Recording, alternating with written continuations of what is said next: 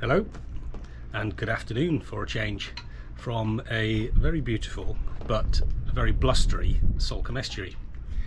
So no fishing today. I've just popped down the river, give the boat a run to make a video which I've been quite reluctant to do really, but this is to answer this sort of stream of comments, all well intentioned, but a stream of comments suggesting that I should wear a life jacket. I've been reluctant to put this video on because in no way, and I'll make this perfectly clear, is this a video saying whether you should or shouldn't wear a life jacket. This is my explanation as to how I operate my boat in the conditions that I operate in. So yeah, it's not a how-to video. It's just my explanation, and I will also say from the outset that I do not wear a life jacket. I just choose, for reasons which I hope will become clear, to not routinely wear a life jacket. I do wear a life jacket on occasion. To be honest, with this boat, this is my second season with this boat, I haven't worn a life jacket at all. With my previous boat, which was 300 kilograms lighter and had much less of a dead rise, it wasn't so good in a following sea. So on the very rare occasion that I got caught out and was running for home with a following sea, I would put a life jacket on. In that situation, and in any situation, if I've got a life jacket on, all of my focus will be on getting myself out of that situation, so I certainly won't be filming. So you will never see me with a life jacket on, but that's not to say, sorry, the boat's drifting around here. So that's not to say that I don't wear a life jacket. I don't routinely wear a life jacket, but it's not a complete no-no, obviously.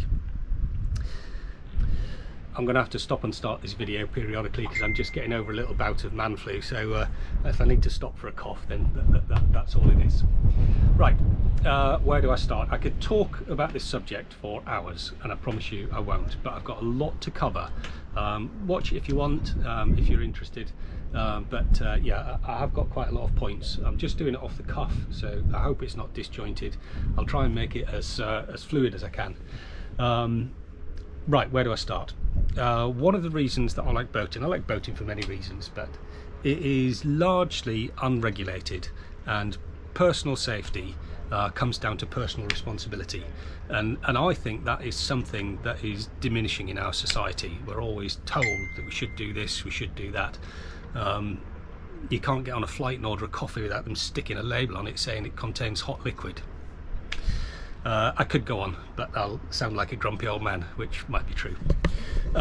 So yeah, it's largely unregulated, but so it is down to personal responsibility. One of the few regulations that is good and correct, of course, is that for many locations where you operate a boat, harbours, marinas, rivers, moorings, etc., they're required to have insurance. You should have insurance, but in the small print of my insurance, and I think it's the same for all of them, is that if the boat has a design speed of, I think it's 15 or 17 knots, the person in charge of the boat should either have qualifications or demonstrable experience. Wouldn't that be nice if that was the case? But that is to say that everybody on the water that is properly insured should have at least a baseline of knowledge to make a decision about their personal responsibility. So to make a decision about your safety and how you go about it, you should have qualifications or experience. So what's mine? Chronologically, I took A levels. For any younger viewers, that's GCSEs, sorry, O levels. I took O levels in navigation and astronav, and seamanship and boat work, which included practical handling skills and sea safety. When I left school, I joined the Royal Navy. So just down the coast at Britannia Royal Naval College, I had access to all manner of boats, and in fact for one of the terms I was the student responsible for all things on the river. So that is from whalers to ribs to dories, up to 45-foot twin-engine picket boats. My time in the Navy was fairly brief, but I was a bridge watchkeeping officer on frigates and on fisheries protection all around the UK. Following a brief spell in the Navy, I transferred to the Royal Air Force and spent 15 years as a search and rescue helicopter pilot. So I wouldn't say I'd seen it all, but I've seen a lot, and I've probably seen a fair bit more than the average Joe. My last job in service, I was the commanding officer of the search and rescue unit based in North Devon. So I know the area, and allied to that job, being a frontline search and rescue pilot, a search and rescue instructor, sea survival drills, etc., etc. I sat on many maritime safety platforms, and even on a couple of times I was specialist maritime safety advisor to the Prime Minister's Cobra Committee. Following my service, and after long negotiations with the Maritime and Coast Guard Agency, I was granted the first licence in the UK to operate a bareboat fishing charter with a code of practice out to 20 miles. Most of those negotiations were obviously safety based, but incidentally, wearing a life jacket for my customers was not mandatory. The MCA did not insist on that. Personal boating I've had access to on my own boat since I was an early teen to now, and I've been on this river for over 30 years. So does that give me the qualifications and the experience to tell you that you should or shouldn't be wearing a life jacket? Absolutely no, it does not. Does it give me the knowledge base and skill set to make my own decision about my own personal responsibility? I think so, but I'll leave that up to you. Right, what's next? Let's bust a couple of life jacket myths. Wear a life jacket, it will definitely save your life. Absolutely, it will not. What will save your life is somebody coming to get you out of the situation that you're in, or you getting yourself out of the situation that you're in. Survival times in the UK with the water temperature that we get, mostly less than 2 hours.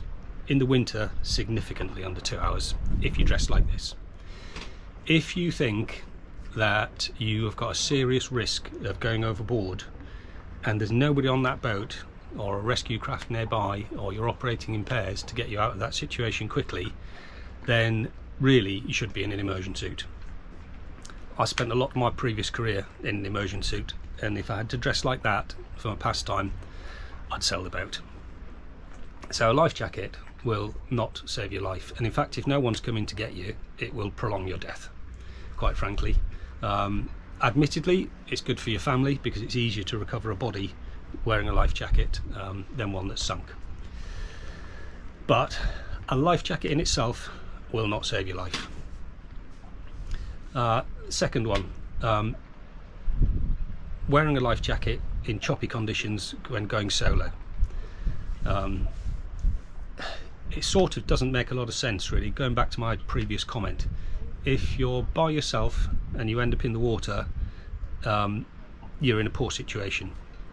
If there's somebody else on board, you're in a much better situation. So it makes more sense when you are with a crew, and it makes the most sense when you're on something like a charter boat where you've got a decent height from the water, and you might end up in the water being winded or injured or something like that should you fall overboard. So it makes more sense when you're with a crew than with your single-handed to wear a life jacket. And as for the question about going out in a chop, let me just put this down. I personally don't go out when the sea is choppy to an extent where it becomes a hazard. Now, you'll have seen on some of my previous videos that it does appear that I'm out in a chop. They say the camera never lies, but it does. So say this is my boat and it's choppy like this. The stability system on the GoPro can't keep up with that, and have a look at the horizon, and that gives it away. So while my boat is doing this, the camera is doing this. So what you see, admittedly, it's choppy. Unfortunately, we can't go out in flat calm conditions all the time, but the boat, my boat, appears to roll more and roll faster than it is in actual life. That's just a peculiarity of the camera and the stability system, which I'm working on, but there we go. So that's a couple of myths about life jackets. So next, what we have to ask is, where is the risk? Like I already said, sorry about this sun. I've picked a sheltered bit of the estuary, but it's swinging about all over the place. So yeah, where is the risk? As I've already said, if you think that there is a serious risk of ending up in the water, there's absolutely no point in being dressed like this most of the time, unless you've got a guaranteed rescue agency close by. So where is the risk? For me, I'm going to have to put it up here a sec. On this boat, in the conditions that I'm in, with a freeboard like this, there is absolutely, you can never say zero risk, but the risk of me accidentally falling over is minimal, remote, absolutely remote, largely because I choose the conditions that I'm going out in. It's about 20 knots of wind today from the southwest. That was brewing yesterday. That's why after this video I'm going back, I'm not going out. Is the boat capable of operating in conditions like that? Yes, it is. Have I been in conditions like that when I'm forced to, through work, not leisure? Yes, I have. So I could go out today, the boat's capable, but if I make the decision not to go out, I've now reduced the risk to zero. If I put the life jacket on, the risk is exactly the same as without a life jacket. The survivability might be greater, but the risk is exactly the same. I haven't mitigated any risk by putting a life jacket on. I have mitigated the risk by making the decision not to go out.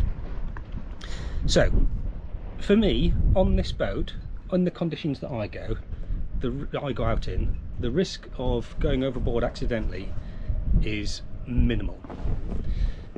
Incidentally, it is a fact that it's a higher risk of ending up accidentally in the water from land than it is from a boat. So if you routinely wear a life jacket on a boat, perhaps you should also consider routinely wearing a life jacket when you go on a harbour or walk on a pier, go for a beach or cliff path walk. That's where the risk is. How many people do that? I'd like to bet not very many. Where was I? Yeah, so the risk to me for the way I operate on my boat of going accidentally ending up overboard is virtually zero. If I was in a rib, different story. I'd wear a life jacket and a kill cord 100% of the time. If I was in a boat with low freeboard, again, I'd wear a life jacket 100% of the time. But on this boat, for the conditions that I go out in, and I'm harping on about this point, but it's very important, the risk to me going overboard is very, very limited. So what is my high risk factor? What is my worst case scenario? I've got two. This is the first.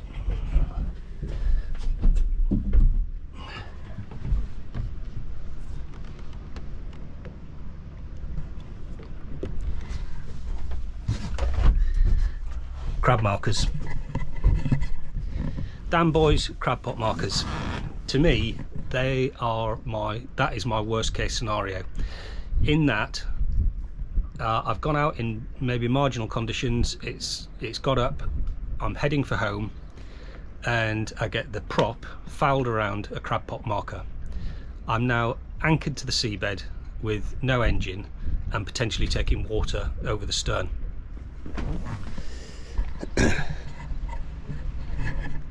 So what do we do about that?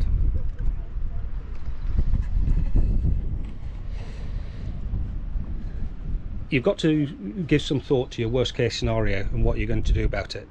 So what I'm going to do about it is I always carry this.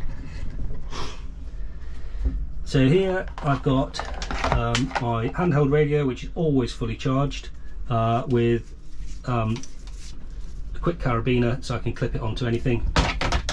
But I always carry this here as well.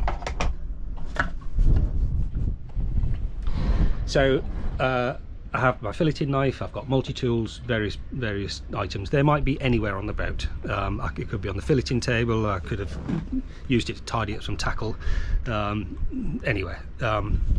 This knife is always in the same location. Let me get it out. It's a rubbish knife for boating. It's the wrong shape and whatever you, but as hopefully you can see, it's in really good condition. In fact, it's pretty much brand new. It has never been used.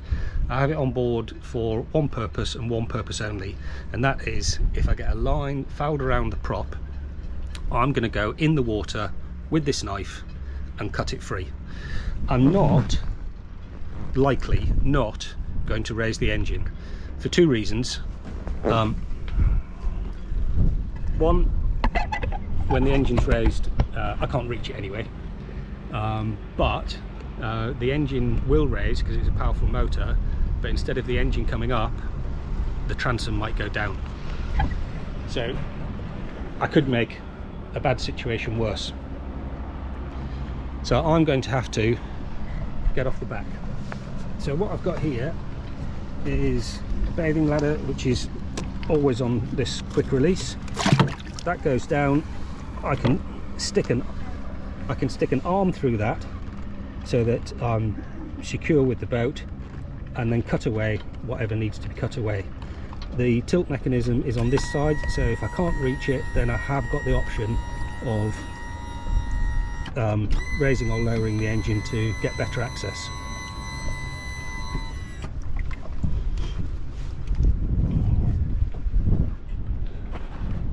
So, why wouldn't I wear a life jacket for that? For exactly the same reason that I dress like this. I haven't got a knife, multi-tool, radio, anything, and I won't wear a life jacket for that. I don't know what is on the end of that buoy. There could be a second buoy, there could be handling loops, there could be anything. So the worst case would be that I cut the floating part away, detached from the boat, and then I'm then attached by some snagging hazard to that rope in potentially a strong current, in potentially a tidal rip, something like that, and the boat's drifting away from me, and now I'm anchored to the seabed. So for that reason, and pretty much for that reason alone, my worst case scenario, I think I'm better off not wearing a life jacket for that that potential snagging hazard. I also have, next to the knife, 30 meters of floating line. So I will potentially, where's my 30 meters of floating line, which I'll put on to just the cleat here. That'll drift back. I'm not going to snag on that because it's the opposite side of the boat to where I'm getting in. But if for whatever reason I cut myself free and lose contact with the boat, I can either swim back to the boat, or I can just take that 4 or 5 foot swim to the rope on the other side and then bring myself back onto the boat. So that's how I cater for my worst case scenario, and why routinely I don't wear a life jacket. The second scenario that carries some potential but is very, very slim is catastrophic hull failure.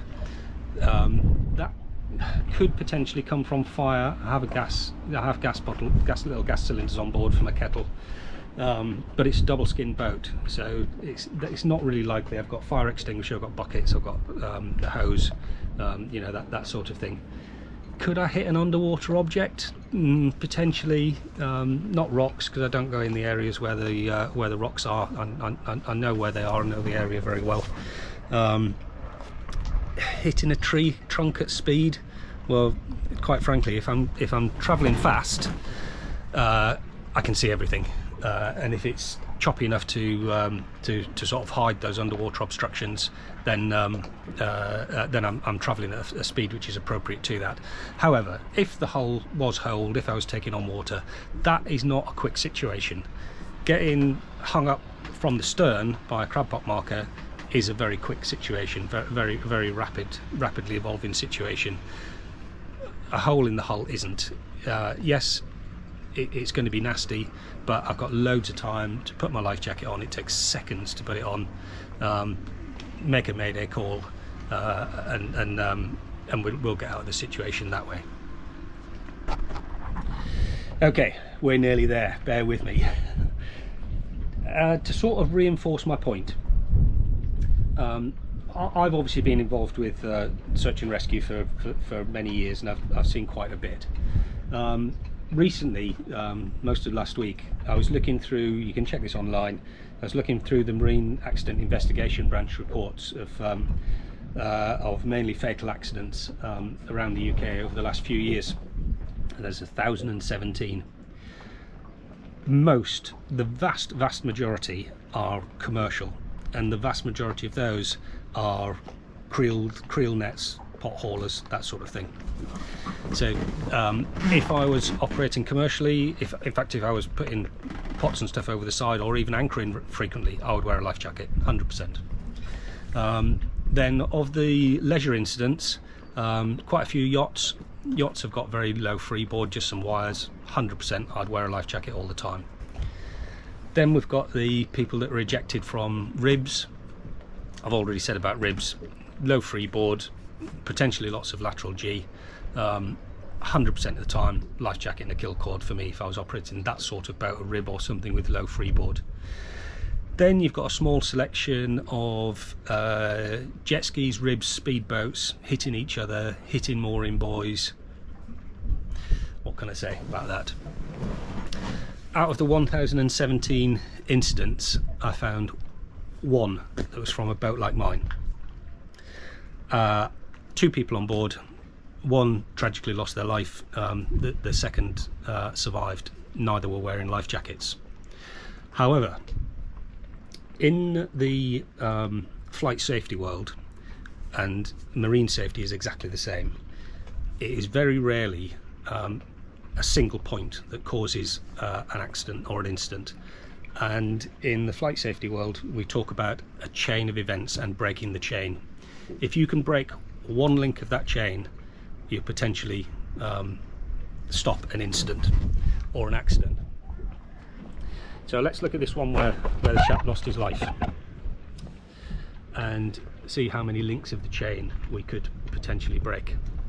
So it was 2 people going out on a boat. Neither of them had qualifications. Neither had hardly any experience at all. One of them was a non-swimmer. Neither of them were wearing life jackets. They didn't check the weather forecast the night before. When they turned up to go boating, the conditions were unacceptable, but they still went. 6 links of the chain. Any one of those could have prevented that accident, and that's before they set foot on the boat. Before they even set foot on the boat, they had 6 opportunities for a life to be saved. When they did get on the boat, they carried on regardless. The sea was so bad, they were taking waves over the side. So that one harks to their experience, or boat handling or misjudgment, whatever. You should never be side onto a sea like that. Excuse me, missed that one. So then one of them started bailing. The priority there was not bailing, the priority was driving the boat and getting a mayday call out. When one person bailing wasn't enough, the captain left the helm station and helped to bail as well. Drive the boat and call for help. At that point, they lost the boat, and they were only about 3/4 of a mile out. The swimmer made it to shore, luckily, and called for help. His mate was recovered.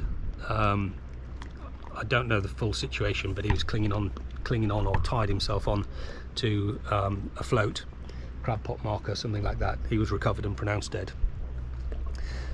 So that was the one situation where I could find, and they weren't wearing life jackets, and tragically one fatality. But let's look at that, those 6 points that could have avoided the accident before they even got on the water. A lot of them are tied together. Lack of qualifications, lack of experience, didn't check the weather.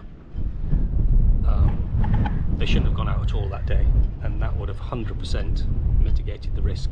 100%. Only one could swim. The non-swimmer perished. Learn to swim if you're going on the water. So then we come down to life jackets, and this is contentious, but the survivor swam to shore. Would he have been able to swim 3/4 of a mile with a life jacket on? Who knows? Have you tried swimming with a life jacket on? I have. It's very difficult. You're on your back, you can't see where you're going, you're paddling furiously and not getting anywhere very quickly. And no one was coming to help. They hadn't made a mayday call. No one was coming to help. The non-swimmer was afloat. He detached himself to a crab pod marker. The cold got to him.